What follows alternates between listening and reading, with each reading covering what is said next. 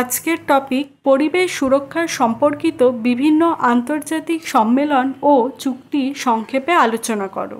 Importance of question, very important.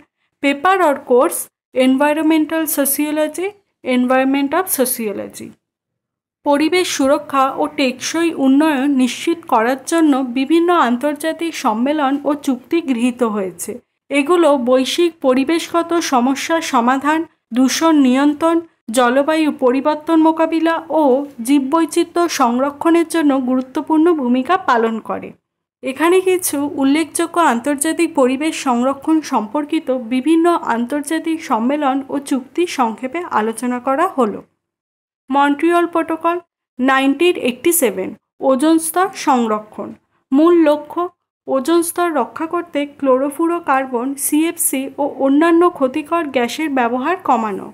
গুরুত্ব, এটি অন্যতম সফল পরিবেশ সংরক্ষণ চুক্তি। এর ফলে ওজোন স্তরের ক্ষয় ধীরে ধীরে কমছে। কিয়োটো প্রোটোকল 1997, গ্রিনহাউস গ্যাস নির্গমন হ্রাস। মূল লক্ষ্য, গ্রিনহাউস গ্যাস নির্গমন কমিয়ে জলবায়ু পরিবর্তন মোকাবিলা করা। শিল্পোন্নত দেশগুলির জন্য বাধ্যতামূলক কার্বন নিঃসরণ হ্রাসের লক্ষ্যমাত্রা নির্ধারণ। গুরুত্ব, এটি জলবায়ু পরিবর্তন মোকাবিলায় প্রথম আইনি বাধ্যবাধকতা তৈরি করে, কার্বন ক্রেডিট ব্যবস্থা চালু করে। প্যারিস চুক্তি 2015, বৈশ্বিক উষ্ণতা বৃদ্ধি 2 ডিগ্রি সেলসিয়াসের নিচে রাখা এবং সম্ভব হলে 1.5 ডিগ্রি সেলসিয়াসে সীমাবদ্ধ করা। প্রত্যেক দেশকে নিজস্ব কার্বন নির্গমন হ্রাসের পরিকল্পনা গ্রহণ করতে বলা হয়। গুরুত্ব, উন্নত ও উন্নয়নশীল দেশগুলির মধ্যে যৌথ দায়িত্ব ভাগাভাগি করা হয়েছে। স্টকহোম কনফারেন্স 1972, মূল লক্ষ্য, বিশ্বব্যাপী পরিবেশগত সমস্যা চিহ্নিত করা ও সমাধানের জন্য আন্তর্জাতিক সহযোগিতা গড়ে তোলা। পরিবেশ ও উন্নয়নের মধ্যে ভারসাম্য তৈরি করা। গুরুত্ব, এটি পরিবেশ সংরক্ষণ সংক্রান্ত প্রথম বড় আন্তর্জাতিক উদ্যোগ।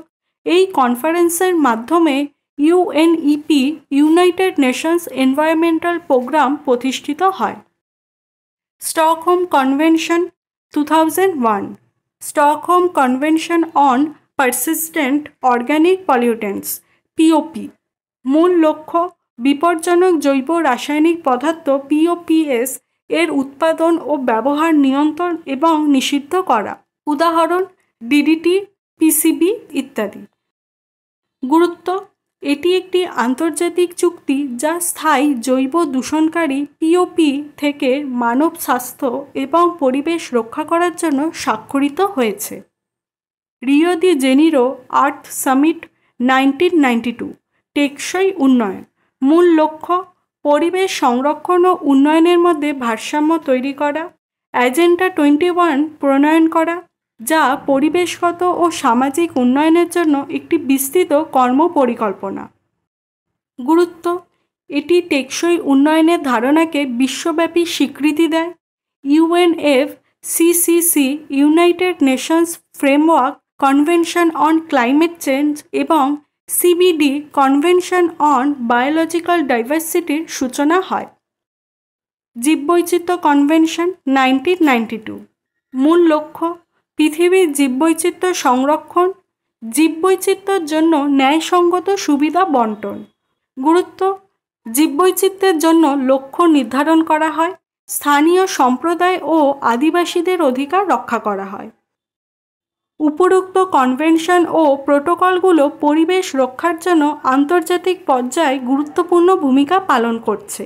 জলবায়ু পরিবর্তন, দূষণ নিয়ন্ত্রণ, জীববৈচিত্র্য সংরক্ষণ ও টেকসই উন্নয়নের জন্য এসব চুক্তি কার্যকর ভূমিকা রাখতে পারে যদি দেশগুলো একসঙ্গে কাজ করে এবং চুক্তির শর্ত মেনে চলে।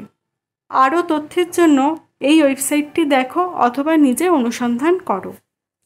আমি এখন কিছু গুরুত্বপূর্ণ কথা বলবো, তাই ভিডিওটা শেষ অবধি দেখো। আমি যেই টপিকটা ভিডিওতে দেখালাম সেটা আরও ভালো মতো বোঝার জন্য বা জানার জন্য আমার ভিডিওর পাশাপাশি কোনো একটা ভালো স্টাডি মেটেরিয়াল ফলো করো। সেটা টেক্সট বুক হতে পারে, কোনো অনলাইন রিসোর্স হতে পারে, যা খুশি। এছাড়া আমি যেই উত্তরটা ভিডিওতে দেখালাম সেটা মেন পয়েন্টগুলোকে তুলে ধরার চেষ্টা করলাম। প্রশ্নের মান ও ধরন অনুযায়ী কিন্তু উত্তর লিখতে হবে, তাই তুমি ভিডিওতে দেখানো মেন পয়েন্টগুলো থেকে ধারণা নিয়ে নিজের মতো নোটস বা অ্যান্সার বানিয়ে উত্তর করতে পারো।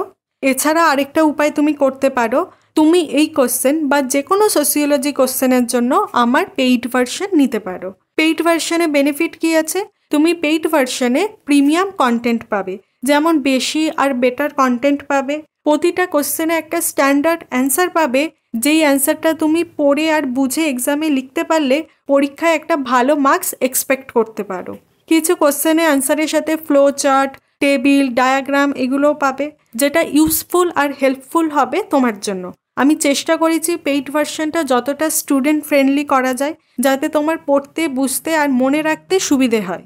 এরকম আরও অনেক ফিচার্স আছে পেইড ভার্সনে, যেটা ফ্রি ভার্সনে থাকলেও লিমিটেড। শেষের টেস্টিমোনিয়াল হিসেবে বলতে পারি, আমি নিজেও এই নোটসগুলো পড়ে 75%-এর ওপর পেয়েছি। ইনফ্যাক্ট আমি নিজের সময় এত এফর্ট দিয়ে নোটস বানাইনি যতটা এখন এফর্ট দিয়েছি, কারণ আমি চেয়েছি তোমাকে যতটা ভালো কন্টেন্ট বা নোটস প্রোভাইড করা যায়। পেইড ভার্সন কেমন হতে পারে সেটা দেখার জন্য ডেসক্রিপশন বক্সে ট্রায়াল ভার্সনের লিঙ্ক দিয়ে দেবো, সেখানে কিছু কন্টেন্ট থাকবে, সেটা দেখতে পারো। এবার পেইড ভার্সন কিনতে যদি কেউ ইন্টারেস্টেড থাকো, তাহলে ওপরের ডান দিকে আই বাটনে ডেডিকেটেড একটা ভিডিও দেওয়া আছে, সেটা দেখতে হবে। তুমি এই ভিডিওতে দেখানো উত্তরটা বা কন্টেন্টটা কোথায় আর কিভাবে পাবে? তুমি এই ভিডিওতে দেখানো উত্তরটা বা কন্টেন্টটা আমার ওয়েবসাইটে পেয়ে যাবে। ওয়েবসাইটের লিঙ্ক ডেসক্রিপশন বক্সে পেয়ে যাবে। এছাড়া আমার ওয়েবসাইটে অনেক কোশ্চেন অ্যান্সার অলরেডি পোস্ট করা আছে, তাই অন্য যে কোনো প্রশ্নের উত্তরের জন্য তুমি সরাসরি সার্চ বারে গিয়ে সার্চ করে নিতে পারো যেই টপিকটা তোমার লাগবে। কয়েকটা কিওয়ার্ড দিলেই সেই অনুযায়ী কোশ্চেন অ্যান্সার চলে আসবে।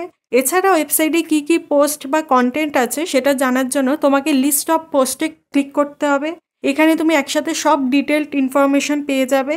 এক্ষেত্রে আমি একটা ছোট্ট কথা বলে রাখি, কখনো ভিডিও পাবলিশ করার পর আমার উত্তরে বা কন্টেন্টে কিছু চেঞ্জেস বা নতুন কোনো ইনফরমেশান অ্যাড করার হলে সেগুলো আমি ওয়েবসাইটে চেঞ্জ বা আপডেট করে আসি, ভিডিওতে আর করতে পারি না, তাই ওয়েবসাইটটা মাঝে মধ্যে ভিজিট করো।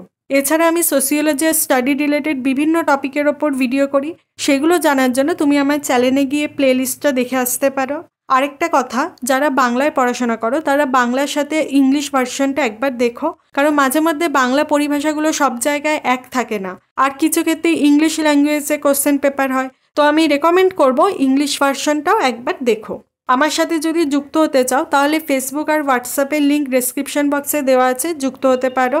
এছাড়া আমার একটা রিকোয়েস্ট আছে, আমি ডেসক্রিপশন বক্সে একটা গুগল ফর্মের লিঙ্ক দেব, যেখানে তুমি কলেজের কোন ইয়ারে পড়ো বা কোন টপিকের ওপর ভিডিও চাইছো এই ধরনের কিছু প্রশ্ন থাকবে, সেগুলোর উত্তর দিলে আমি তোমাদের রিকোয়ারমেন্টটা ভালো মতো বুঝতে পারবো, সেই অনুযায়ী আরও ভিডিও করতে পারবো।